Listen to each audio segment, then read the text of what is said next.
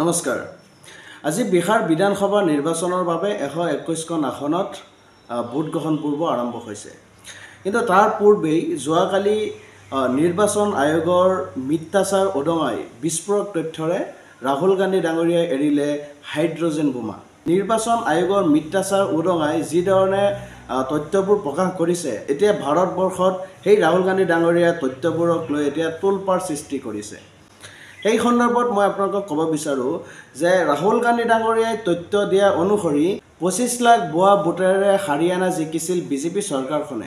10টা ভোটত 22 বাৰকৈ সীমা, সুইটি, ৰেশমি, বিমলা, সৰস্বতী নামৰ ব্ৰাজিলিয়ান এগৰাকী অভিনেত্ৰীৰ ফটো ব্যৱহাৰ কৰি কিদৰে আচলতে ভুৱা ভোটাৰ সৃষ্টি কৰিছিলে বিজেপিয়ে, এই ধৰণৰ বিস্ফোৰক তথ্যৰে যোৱাকালি ৰাহুল গান্ধী ডাঙৰীয়া সংবাদমেলত যিয়ে প্ৰকাশ কৰিছে, সেই তথ্যসমূহক লৈ এতিয়া ভাৰতত তোলপাৰ সৃষ্টি হৈছে, মানুহৰ মনত সন্দেহ সৃষ্টি হৈছে আৰু নিৰ্বাচনী আয়োগৰ ওপৰত এতিয়া মানুহৰ প্ৰশ্ন উদয় হৈছে। আনহাতে 2টা পোলিং বুথত এগৰাকী মহিলাৰ বিপৰীতে 226টা বুথত ফটো আহিল। হাৰিয়ানাৰ দৰে বিহাৰতো ভোট চুৰিৰ আশংকা ৰাহুল গান্ধী ডাঙৰীয়াই যোৱাকালি প্ৰকাশ কৰে।